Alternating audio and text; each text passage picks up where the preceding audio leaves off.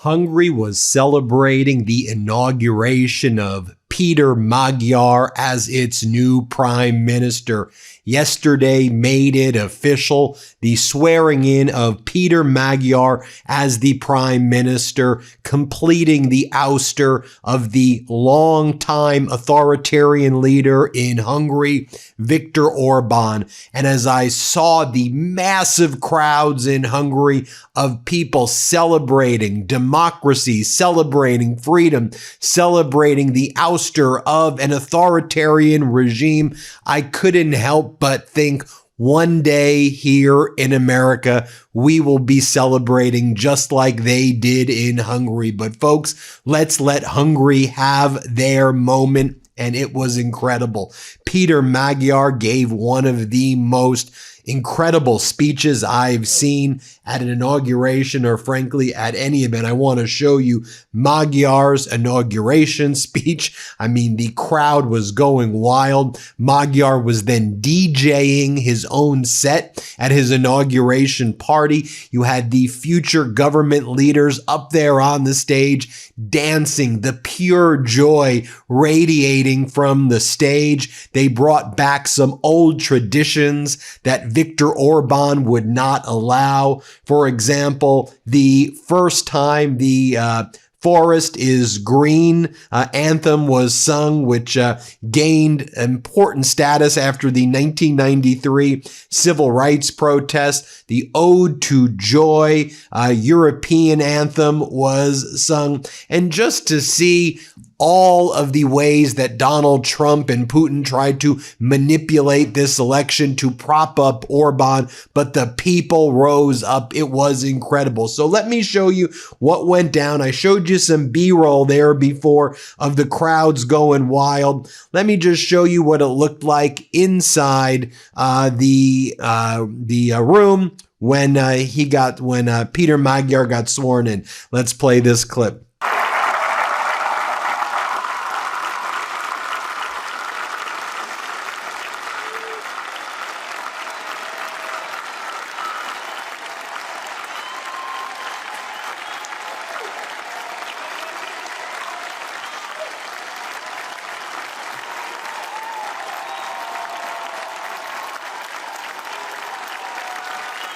Now I'll show you the speech by Peter Magyar. It was incredible as he was talking in front of the historic building there in Hungary. And he said, finally, we're here together. And this is no longer a symbol of an authoritarian regime. This is a symbol of freedom, of love, of bringing Hungary back. Here, play this clip. Look behind me at this magnificent structure, arguably the most beautiful building in the entire world, the House of Hungary. For how many long, dark, and painful years did this building stand as a cold, imposing symbol of oppression, the sheer arrogance of absolute power and hollow vanity? But today the tide has finally turned, and now it belongs to you, the people. You have taken it back once more. Your representatives are now sitting there once again. The true representatives of every single Hungarian citizen. More from Peter Magyar here in this truly incredible speech. Again, you see what a huge crowd that is. And here he talks about what a historic day this is in the history of Hungary. And Hungary has once again reclaimed its mantle, its light of freedom, if you will. Here, play this clip.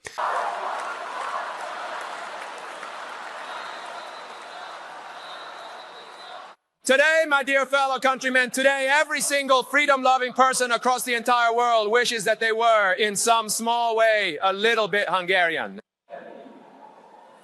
My dear fellow citizens, I stand before you. For years, they've relentlessly tried to convince us that miracles are mere fantasy, that they don't exist. They desperately wanted to teach us that war is peace, that freedom is slavery, that ignorance is strength, and that anyone who dares to think differently is somehow less Hungarian, less valuable, and certainly less a part of this beautiful, deeply cherished homeland of ours. But tell me, did you actually succeed in your grand endeavor? No, you certainly did not. Instead, you taught this entire country and the whole wide world the exact opposite, the very polar opposite of what you intended. That even the most wicked and powerful tyranny can be defeated by the most ordinary, simple flesh and blood people like us. That against the cold grinding machinery of power, it is not another machinery of power that is needed, but rather real, living, breathing, flesh and blood people.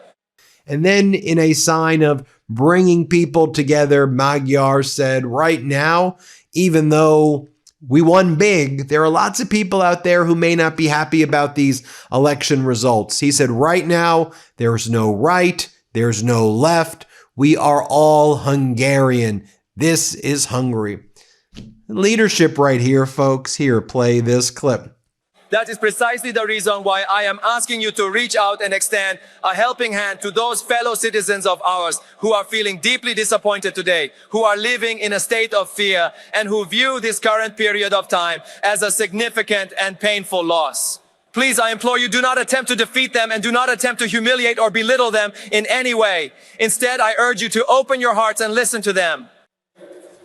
I speak to them, reach out now. Tell them this country is theirs too. It belongs to us all. They are needed. Every person is vital in this hour. Together, we will rebuild our beloved Hungary stronger than ever. In the end, there is no right or left, only our unity, standing as one.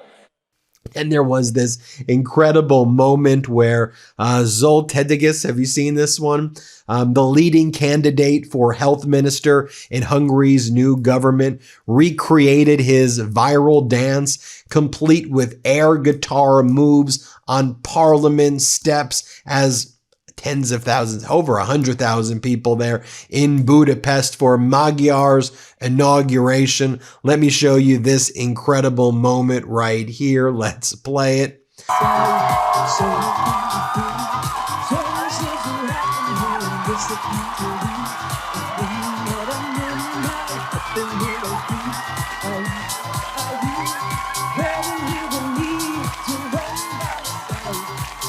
And as I mentioned before, for the first time in Hungarian history, the forest is green, the Hungarian Roma community anthem, which gained status after a 1993 civil rights protest, was played in parliament at Magyar's request.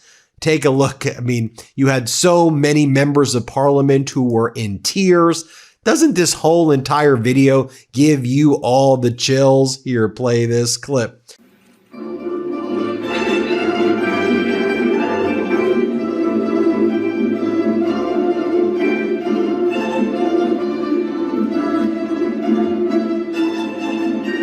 Now, here was the moment in Hungary's parliament where they sang Ode to Joy, the European anthem. Let's play this clip because Hungary is once again a proud member of the European Union. Let's play this clip.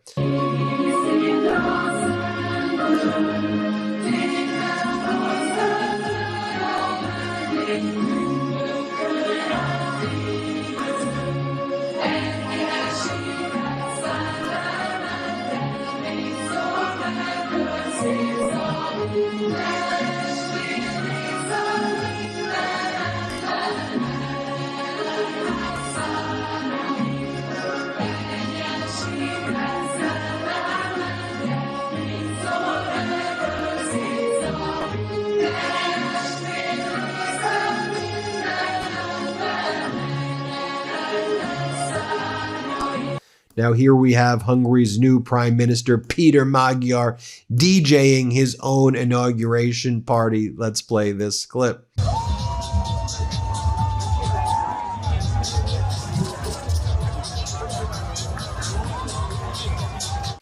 More from this incredible scene with Hungarians taking back control of their streets. Play this clip.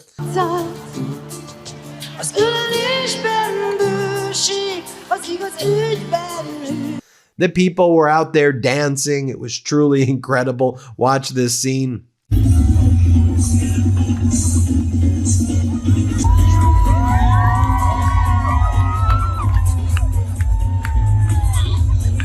And I'm reminded, what was it, 30 days ago, 45 days ago, perhaps, where J.D. Vance was there in Hungary, standing right next to Victor Orban. Bye-bye, Orban. And J.D. Vance, the authoritarian vice president here in the United States under the Orban of the U.S., the fascist, authoritarian, disgusting regime we have here in the United States. Vance tried to prop up the authoritarian in Hungary. Let's watch it. In support of Prime Minister Orban, because together the President of the United States and the Prime Minister of Hungary have been able to do amazing things. And we're here because we want to celebrate those amazing things. We want to build upon those amazing things. And of course, I want to help as much as I possibly can the Prime Minister as he faces this election season, which I believe is happening in just about a week, the election to elect the next Prime Minister of Hungary. More from Vance right here, praising Orban and Trump. Let's play it. War would have never started if President Trump had been president 4 years ago. But now that it has started, probably the two leaders who have done the most to actually end that destructive conflict have been Donald J. Trump and Victor Orban in Hungary. And they've done it through diplomacy, through talking to people, through trying to understand what the Ukrainians and the Russians need to end the war. We're going to continue to participate in that process. And remember when Orban was at the White House and he was like saying, Caroline Leavitt, Donald Trump's chief propagandist, he goes, "You're so good at what you do. Maybe I need you in Hungary." What disgusting people. These are disgusting people. Here, play this clip. Affordability is what the American people elected this president to do, and he is doing it, and you guys refuse to cover it, and you refuse to cover that the previous administration created the worst unaffordability crisis in American history. And I've been watching the TV all day saying that he doesn't want to talk about affordability. That's what he's working on every day, and that's what this administration is doing. Right now. But you know why they refuse to cover it? Can I Because they're fake news. That's why. Go ahead. Can I get her someone? Sure. Caroline, the Prime Minister would like you to work for him in Hungary. Please consider. You know what? That's a very good decision you just made. Please don't leave us, Caroline. And then Don Jr. would post stuff like this right before the election. To our friends in Hungary, we hope you will vote for independent thinking and for someone who stands for Hungary first. We hope you will vote for my father's friend and ally. One leader in Europe has a direct line to the White House. I hope you will support Orban. And then Donald Trump would post these weird photos of himself next to Orban at the White House. Highly respected Prime Minister of Hungary, Victor Orban, is a truly strong and powerful leader with a proven track record of delivering phenomenal results. He fights fearlessly and loves his great country, just like I do for the United States. Victor works hard to protect Hungary, growing the economy, create jobs. Wow, wow, wow, wow, wow. He goes on to say, I was proud to endorse Victor Orban for re-election in 2022, and I'm honored to do so again. Orban is a true friend, a fighter, and a winner, and has my complete and total endorsement. He will never let the great people of Hungary down. Well, Hungary has spoken, and they said, bye-bye, Orban. And now Magyar's TISA party has like 70% support right now. They've got the super majority.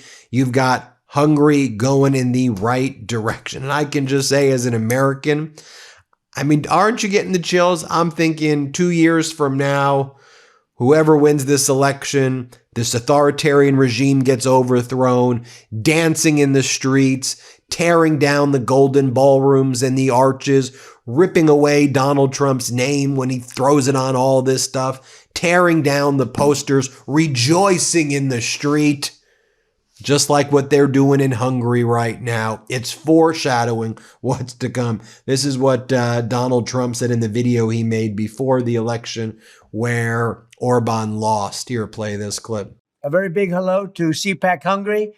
Congratulations to CPAC Chairman Matt Schlapp, as well as the Chairman of CPAC Hungary, Mikolos Sento, on this historic fifth gathering in the magnificent city of Budapest. It's a great place and a great country. I also want to send my best wishes to Prime Minister Victor Orban, who I am endorsing, as you know. I am endorsing his election, which is coming up pretty soon. He has my complete and total endorsement, as a matter of fact. The Prime Minister has been a strong leader who's shown the entire world what's possible when you defend your borders.